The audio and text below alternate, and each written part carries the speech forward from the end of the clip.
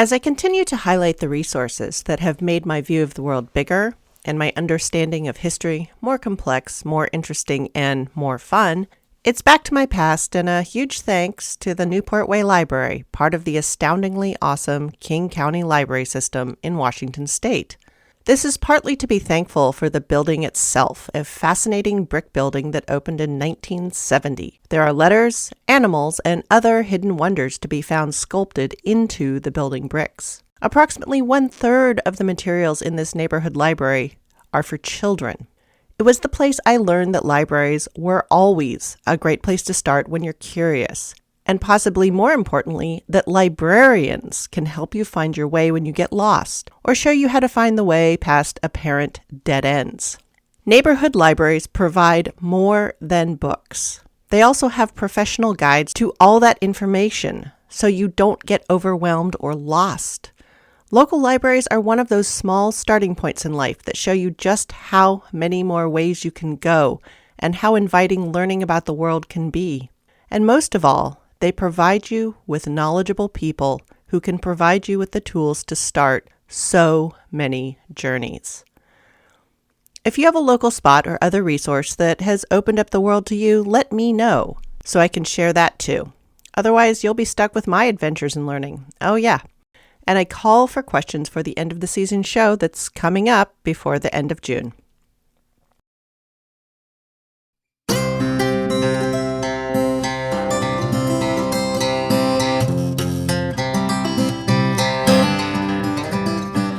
Episode 87, 18th Century Transportation, Its Role in the Economic Destinies of the Colonies, Part 2.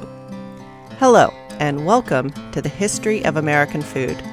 This week, I'll be looking south of the Mason-Dixon Line and looking at some of the ways transportation schemes of the colonies south of the line that divided Pennsylvania from Maryland were quite different from their northern neighbors.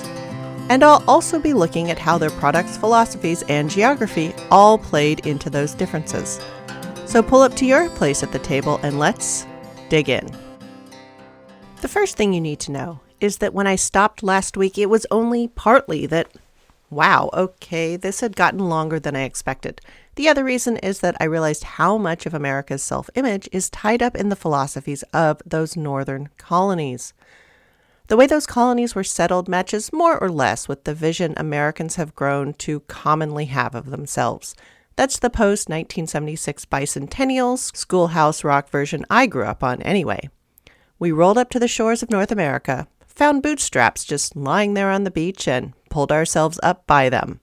Yes, that's a bit flippant and oversimplified and glosses over how the bootstraps came to be lying there, but it does sum up that many colonists were reaching for more of an egalitarian spirit than what generally permeated Europe in the 17th and 18th centuries. In what they saw as a raw land, empty of Christian churches and associated monarchs, skill counted for more than who your father was. This would hopefully be an ideal place where bastardy or even a background of mixed or the wrong religion, and in moments of great need, mixed race heritage or being a female person could be overlooked. But in reality, this was even only sort of true in the northern colonies and rarely extended into governmental and civil leadership positions. But a selection of the social conventions of England and Europe had been left behind. We regularly forget that this was not at all so in most parts of the southern colonies. I had certainly never spent time hearing about or reading about this in Virginia, South Carolina, and Georgia. If anything, the social conventions of England were more strongly in place than they were back even on the home island. Because there were standards to keep up. People couldn't allow themselves to go wild in the wilderness. In reading up on the settlement history, demography, and philosophies, as well as the travel and transportation conditions of the 18th century colonies at this time, this fact jumped out at me. And for people familiar with the literature of colonial India, you'll see that same social pattern repeated there. All the colonists, North and South, had arrived with fuzzy, idealistic, and impossible visions. The foreign Protestant weirdos had arrived with visions of idealistic, egalitarian utopias, at least for the well-behaved people anyway. But in most of the southern colonies, the visions had been of larger, better behaved feudal domains that didn't have all these pesky, already claimed lands to deal with. Because I realize I had blanks in my own understanding of these colonial philosophies, I will be filling them in a bit here.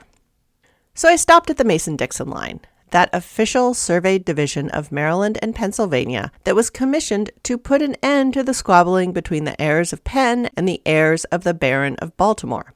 As a quick aside, I try to keep the modern world out of this, but digging into all of this background has really put the breathless coverage of royal petty squabbling around the Charles III coronation into perspective.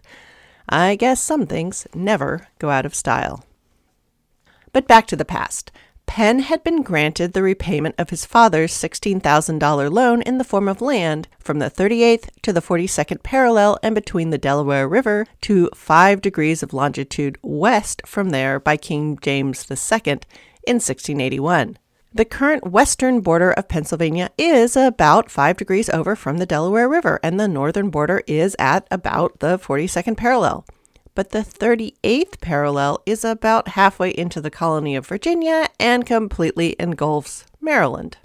See, before that, Lord Baltimore had been granted the Charter of Maryland in 1632 by Charles I, and that land was more or less between the 40th parallel, the Delaware River, Potomac River, and the Atlantic Ocean. So that's a lot of Pennsylvania even as it's drawn today.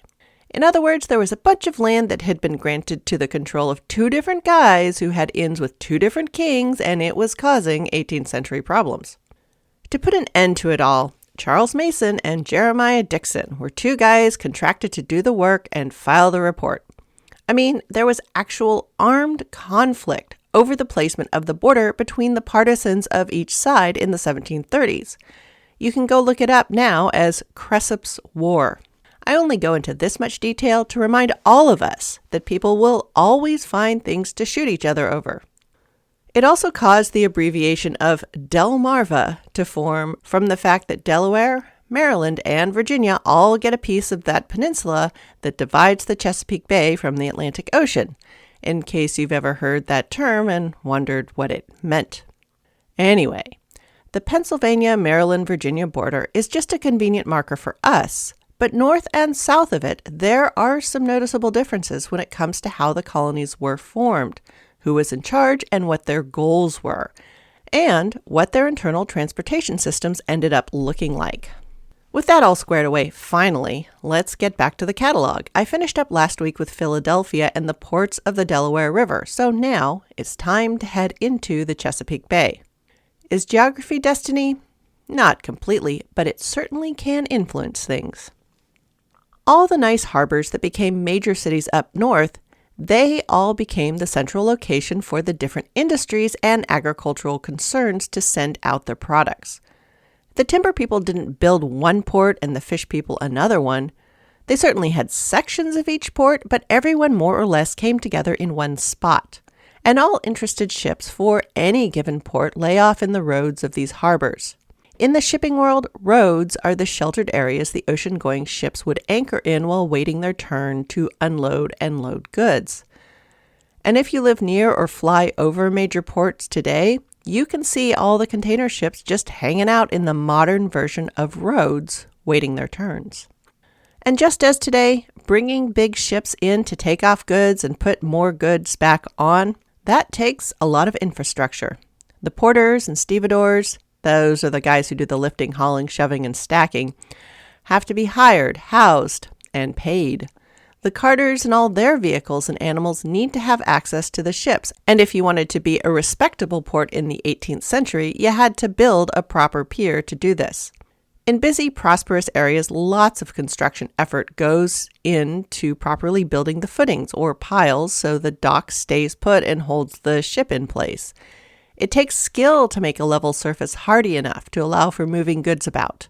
And probably the hardest part of all, those piers have to be built up tall enough so boats can pull up in deep water even when they're fully laden. By the 18th century, large port cities had developed into complex and interconnected systems and had lots of jobs for lots of people. and quite a few people were able to make their fortunes. But the important thing to know is that large ports were expensive to build and expensive to maintain and were expensive to staff. So where most people only owned tens or maybe hundreds of acres of land to farm or fell trees, or ran 1 or 5 or maybe even 20 ships, it didn't make sense to own an entire port. It made much more sense to work with other people and work out of a big port that they all used a little bit. Sure, you had to use roads to get to that one port, but it made a lot more sense than building your own. What need had a dairy farmer or wheat farmer or timber buyer or cloth merchant with a whole entire dockyard? Thoughts were a bit different in the colonies south of Pennsylvania. The northern colonies had been largely filled with smaller farmers and religiously centered communities. Their charters and land grants and permissions from the King of England or the King of Sweden had been fairly modest in scope, and the supplies and financial support offered were minimal. The origins and makeup of the southern colonies were different. Pennsylvania was a kingly gift, or at least a debt repayment to Penn, which made it more like the southern colonies. But Penn's desire to fill it with free men, free to think their own thoughts, and to not mess with the locals who were already living there made him rather different. I mean, sure, he was happy to take a big old chunk of the land for his and to run it for his own profit, and he did use hired, indentured, and enslaved labor, and he did act as the governor of the colony for a time, but he never sought to faithfully recreate the feudal structures of Europe. In Penn's woods, farmers would own their own land and not owe economic fealty or tithes. He wanted to get his profits from the land, but he had no problem with other people getting theirs as well.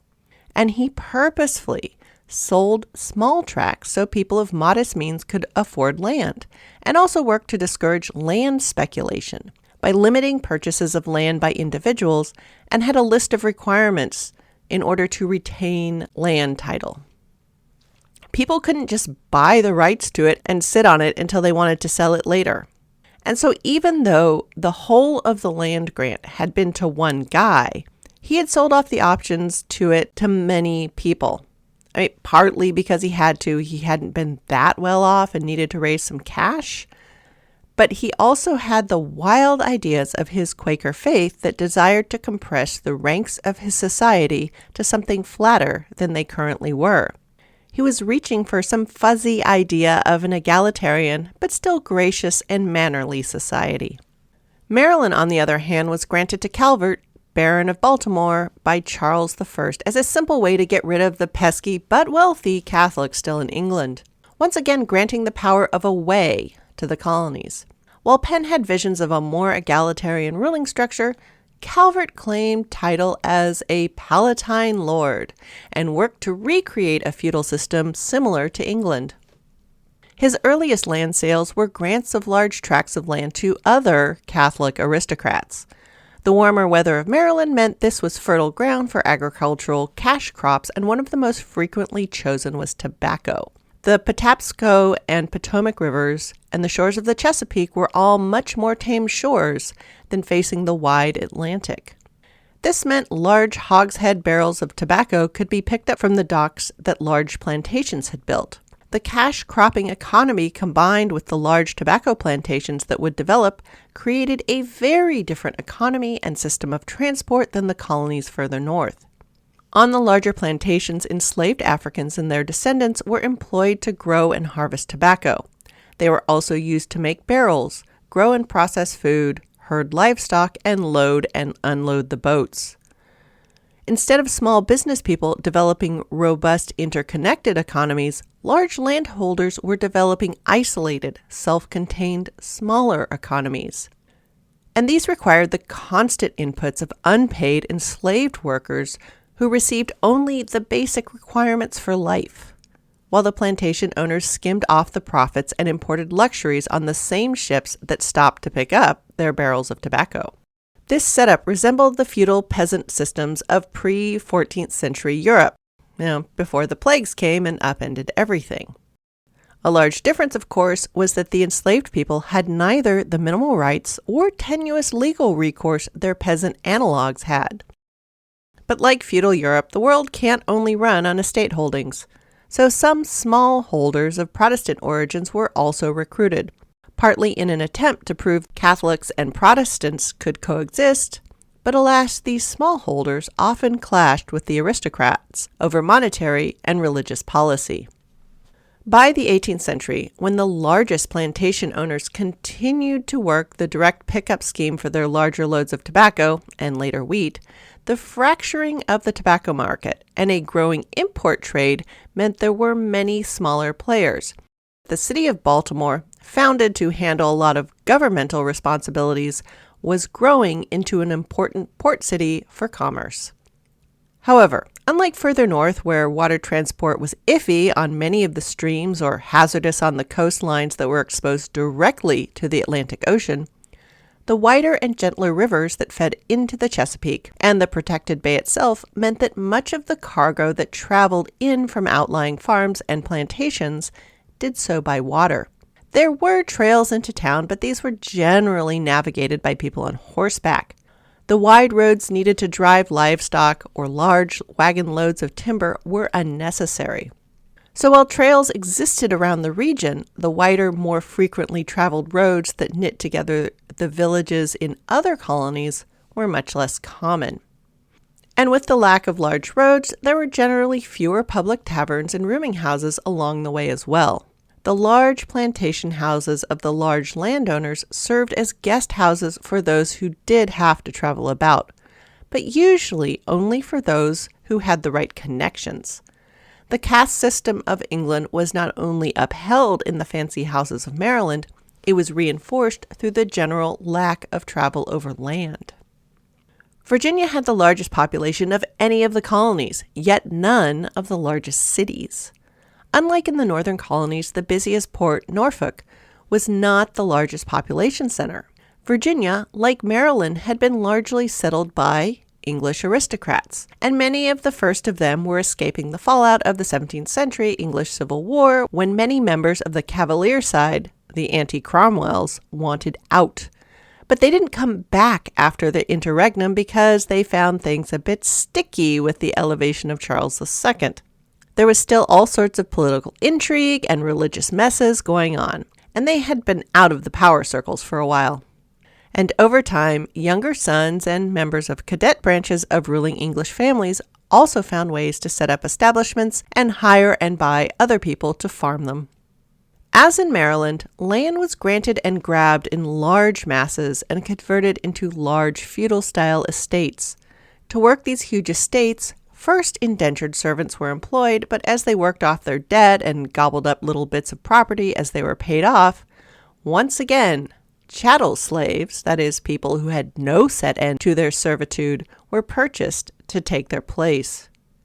The original large landowners set up huge estates that were largely self-contained feudal-style towns. These estates would inevitably have riverfront property where they received shipped-in goods. The small farms of paid-off indentured servants who had become smallholders of their own would also use the local docks and sometimes set up small local economies.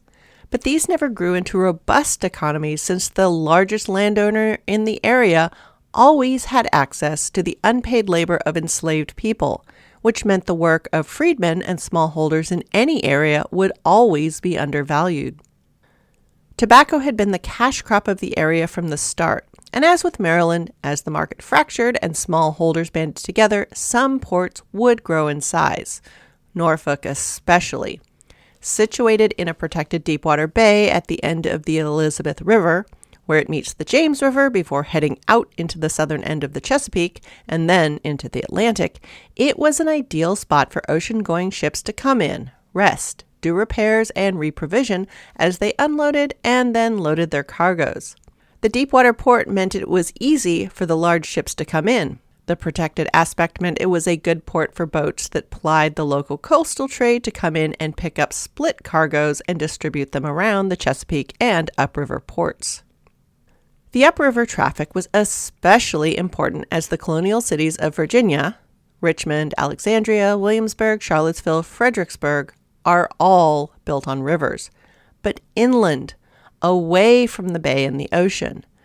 But the flatter, meandering tendencies of these waterways meant far more cargo could go by water. Horse and footpaths connected places, but usually not wagon roads. The fact that commerce mainly all flowed from small farms to large estates, and then the large estates brokered commercial exchanges with the seagoing port of Norfolk, or directly all the way back to England in some cases, meant that the webs of roads that were more common up north were uncommon in Virginia. The fact that Virginia was far larger than most of the northern colonies, that land grants were larger, and that the climate allowed farming to be so productive that some locations were almost entirely self-sufficient exacerbated the situation. Each semi-feudal plantation saw itself as the center of its own little economic dominion. The big city simply held no appeal. Cash crops went out, mainly tobacco and forest-raised salt beef and salt pork, and luxury goods like sugar, spice, silk, and porcelain came in. But daily goods and food were produced ultra-locally. Roads for general trade and travel were not developed. For most people, travel was extremely local, on the water, or not at all. North Carolina is the strange bird in this set. While Virginia, South Carolina, and Georgia each have their big ports, they were not the bustling port cities of Boston, New York, Philadelphia, or Newport, but were respectable. Charleston in South Carolina was actually in the top 5, but the rest of the port cities were generally smallish. North Carolina really had no large port facing the Atlantic at all. North Carolina, with its sandy Outer Banks, was not tempting to anyone with a serious commercial vision. Most of the settlement of most of the other 12 North American British colonies fanned out from a beachhead or river outpost. Boats from Europe landed with some regularity and disgorged new settlers who trudged up the shore or later across piers to find their way inland from there. And over time, roads back to a major port would be formed, or regular runs along rivers. There would be some pretty easy way to funnel the raw materials or cash crops of the colony back to the ships to be sold for profit in London or in the Caribbean or in other parts of Europe. Other than the port of Wilmington, and that was way south and way out on the eastern end of the colony, there were no major port cities at all on the Atlantic coast of North Carolina. If you look at the Atlantic coast of North Carolina on a map, you'll see the reason for this. The coastline is covered with a lacework of low-lying sandy islands known as the Outer Banks. They have hosted settlements, whaling and fishing camps, and most famously, pirate and smuggler outposts. Nautical charts of the area, even in these days of satellite mapping, GPS location, radar, depth sounders, and frequent updates, cannot prevent the frequent grounding of boats. In the old days, when it was just hand-drawn charts from memory, depth soundings done by shot on the end of a rope, and no dredging of channels anywhere, the coast was not tempting to people looking to set up dependable trade routes. As a result, North Carolina was initially not settled by that many colonists, and those that successfully settled, they had little to no interest in commerce with the outside world. The lack of a good place to land and then do large commercial boat transactions is a big reason that the early colonial settlements in North Carolina were inland. The earliest landholders were people from Virginia looking to expand their tobacco plantations, and since these guys were using Norfolk as their port, and they knew the coast directly east of them was a swampy, sandy disaster, they focused inland. But the area south of Virginia was already granted to another buddy of Charles I, who was unable to do colonial stuff because of the English Civil War. When Charles II ended up back in charge, he decided it would be his colony to reward his guys, and those Virginia Cavalier dudes couldn't just have their own way. So Carolina it was, from the southern border of Virginia to the tip of Florida. Of course, ignoring the locals who already populated the area, as well as assiduous ignoring of the Spanish, who were setting up forts, hunting for magical springs, searching for gold, and planting gardens in their La Florida. The early governing goals for the Carolina colony were laid out under the fundamental constitutions. It included categories for serfs who would be tied to their land, just like in the good old days back in Europe. And you'll never guess what. 17th century English people, though their life was often sticky and miserable, they were not signing up to go be serfs in the New World. They'd take their chances in Boston or Philadelphia or New York, or even with that bunch of extra weirdos in Rhode Island. But to go and have even fewer rights than the very few they currently had, even if it came with a free boat passage, no, thank you. The importation of captives to make chattel slaves was one solution, and the capture and enslavement of local members of the Cherokee, Catawba, and Saponi tribes was another. But both of these solutions were expensive and troublesome, and most of the people who were trying to make serious Virginia-type money off Carolina were absentee landlords. They weren't there to do any sort of work, and they were pretty unwilling and often unable to pay people to do competent management for them. So the northern portion of this large Carolina colony just did not thrive, or at least its legalistic colonial self didn't thrive. There were actually plenty of people there making a living just fine. But they were among the people who wanted nothing to do with the world across the Atlantic, as well as being the sort of people that don't get included into colonial histories. Over time, more people fleeing debt, seeking to set up a self-contained religious community, or to attempt romantically inspired encounters with the world in a more idealized savage state, would carve out a place in what would become North Carolina. But on the colonial money-making map, where the wealth of the New World was exploited to benefit the Old, North Carolina was just a backwater. The wilderness for sure, so no roads, no ports, just a bunch of frustrated wannabe feudal lords, failed silk plantations, and a bunch of people who wanted to be left alone by people with laws. And as you might guess, these are not the sort of people who spend any time building roads. South Carolina's story is quite a bit different again. While initially the Lord Proprietors of Carolina had sent people to Norfolk and other Virginia cities, they realized they needed a Carolina port and city to really run the place. The harbor at Charleston in South Carolina fit the bill. It lacked some of the benefits of the Chesapeake Bay, but had all the protection and river connections they really needed. It was also pretty good navigation to the Caribbean, where all the money colonial action was really happening. Sugar and coffee and rum and the lively trade in humans from across the sea. By 1712, it was clear that the northern part of this giant Carolina colony was kind of a bust. Further, the realities of trying to rule from too far away were coming home to roost, and it just wasn't worth it. And the area around Charleston was really becoming a bit genteel and fashionable. See, Barbados had gotten just too crowded. The Drax family was running a good part of the island through their sugar interests, so it had become a get big or get out kind of situation. Many of the medium-sized and small families on Barbados had packed up and moved to either newly English Jamaica or to this inviting port of Charleston in the colony of Carolina. And the type of person who could successfully pull up stakes and resettle in a big way on Jamaica or South Carolina also had the pull to get a sweet deal on some land in this southern part of Big Carolina. So these younger sons and nouveau riche of the islands who were looking to expand away from the power of Drax and their cronies on Barbados saw the New World away of South Carolina as a great opportunity, and they went. They also brought portions of their fortunes and their enslaved workers with them. They tried to restart the sugar plantations they'd had on Barbados, but the soil and the climate weren't quite right. Through several fits and starts, rice, indigo, and later cotton became the crops they settled on.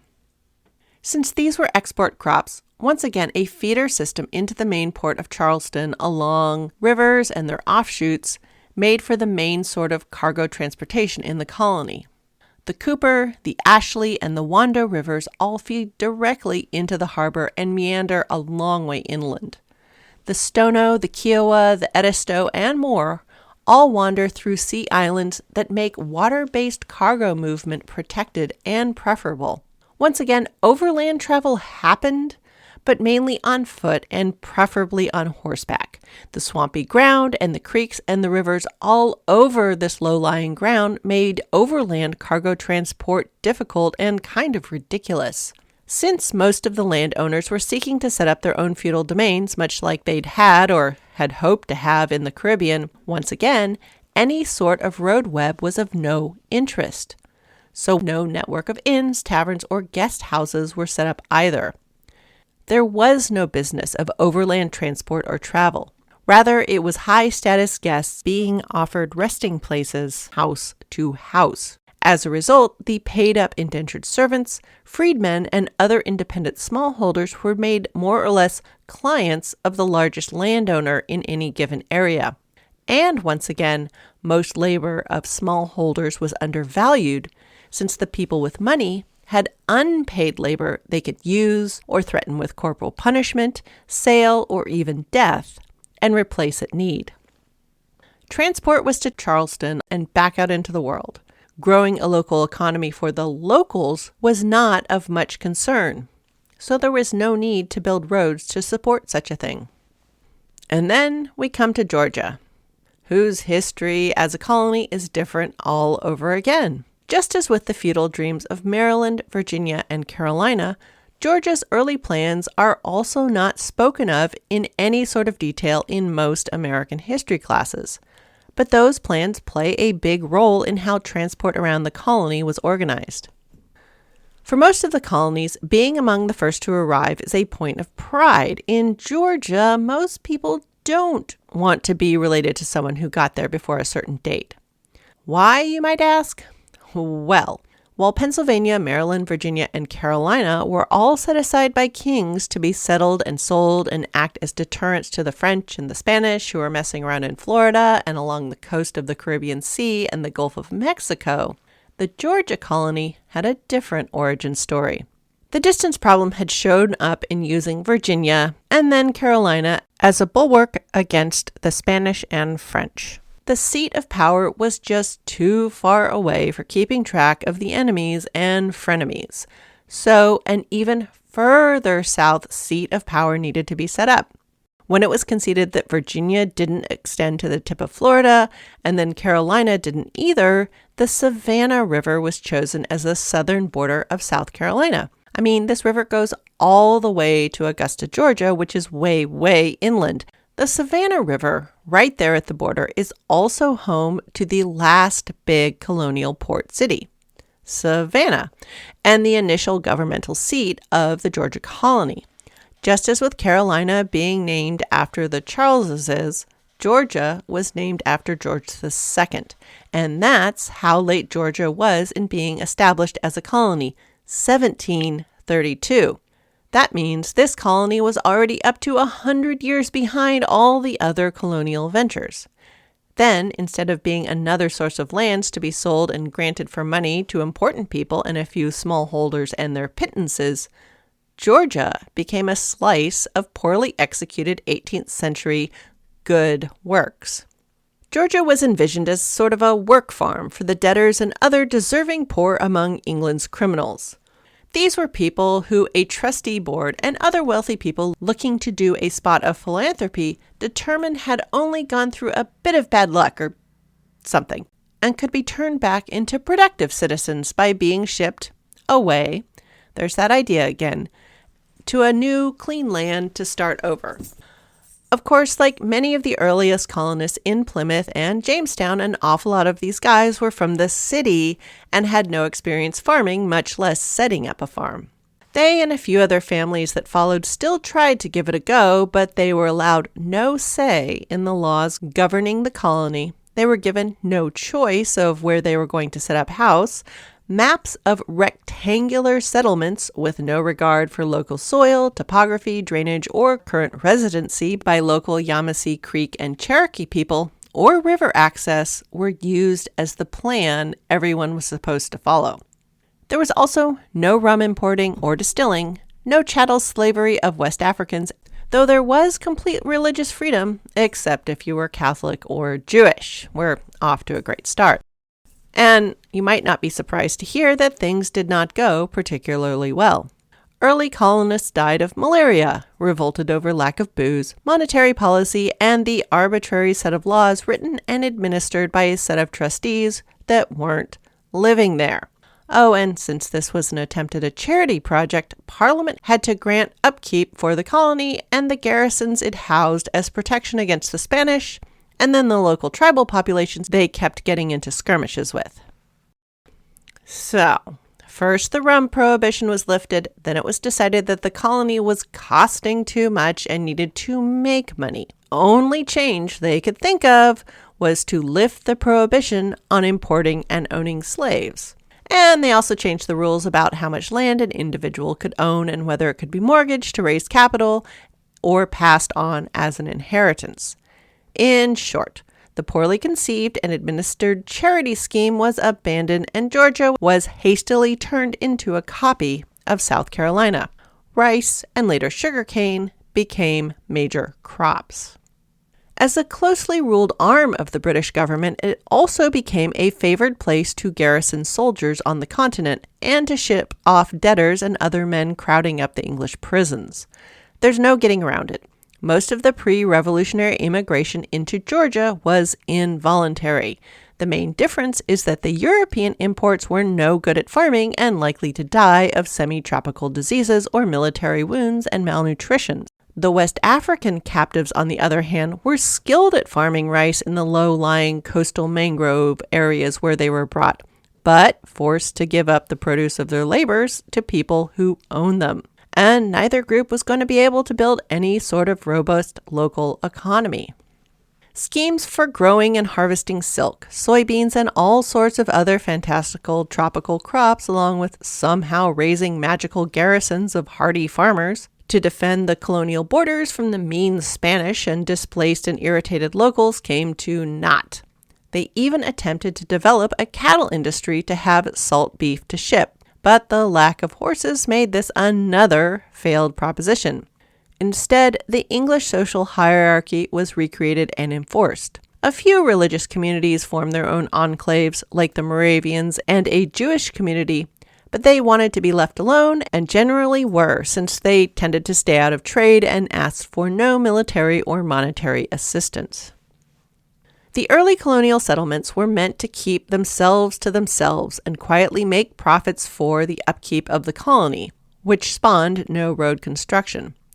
The second round of establishments mimicked the generally feudal conditions of South Carolina, since they were also shipping their rice and later sugar cane to the main port at Savannah along local meandering rivers. They also constructed no roads.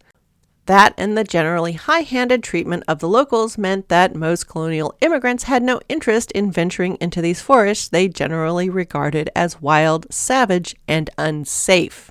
So, with the general lack of horses, the possible proximity of the Spanish, venomous snakes, snapping turtles, poison ivy, and so on, kept the colony facing the ocean and their thoughts on England.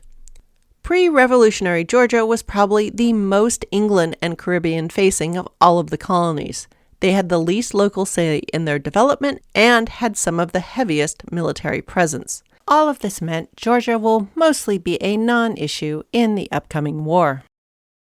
Phew, that's a lot of political philosophy, geographic, and demographic detail over 2 episodes. The presence and absence of roads and the philosophical tendencies that caused a colony to talk mostly amongst itself or face towards England will influence the development of local food culture. So I'll run through the highlights to sum it all up. Boston, Massachusetts, and Newport, Rhode Island were their colony's biggest cities and huge ports to boot. All roads in the colonies lead to them, but the landscape and land ownership tendencies meant that there were plenty of roads amongst the places in between. The meandering roads of these states that go past crumbling rock walls in the woods today are a testament to this past full of people going places to do things. New York was similar, though the Hudson worked as the major highway between New York City and Albany. Philadelphia, a kingly gift to one man, but due to his fuzzy idealism and excellent immigration terms, ended up looking more like the smaller northern colonies crisscrossed with roads. Better river transport also gave the area some air of the southern colonial philosophy of all commerce facing out to sea, but an emphasis on small holdings and a rigid discouragement of land speculation kept this tendency to a minimum. Baltimore, Norfolk, and Charleston and Savannah, on the other hand, were part of colonial thinking that truly saw North America as Greater England or Greater Britain, in contrast to the colonies that thought of themselves as a new, remade England. The food consequences turn out to be nearly counterintuitive. Those colonies that talk most amongst themselves will stay closer in taste to English food, but those that culturally identified most closely with England will split themselves into self-ruling domains and end up developing new styles of cooking with novel ingredients and cooking techniques. How that all happens, and how the roads, or lack of them, play into that, will come up quite a bit in Season 3 as we look at how everything changes when England is officially the enemy. But that's next season. Before we get there, we go to next week, fat and frying. The hogs of the 18th century, as you might remember, are very, very present. As a result, there's more fat around than ever before, and deep frying is starting to develop as an American art. It won't really show up in published cookbooks until the 19th century, but cookbooks in this age were not there to look for new food trends. Rather, they collected what's been going on for a while. Anyway, it's time to look at the development of what will become America's favorite, if not most common way to cook food: fried in oil. Oh, and a bonus episode on protein, carbohydrates, and fats is also coming out soon, so keep an eye out for that if it's interesting to you. Thanks for listening. The end of Season 2 is coming up fast, just a few more regular episodes along with a few bonus ones, so start sending in your queries. Those questions and quibbles can be emailed to me at thehistoryofamericanfood@gmail.com. Thank you to those of you who have been leaving me reviews. Some are hard to find based on the way the podcast world is fractured, but when I do run across them, they are a wonderful surprise. Music for this podcast is Fingerlympics by Dr. Turtle. The link to the show notes and other ways to send me questions are in the show's Twitter, Insta, and post.news bios at THOA Food and in the show description.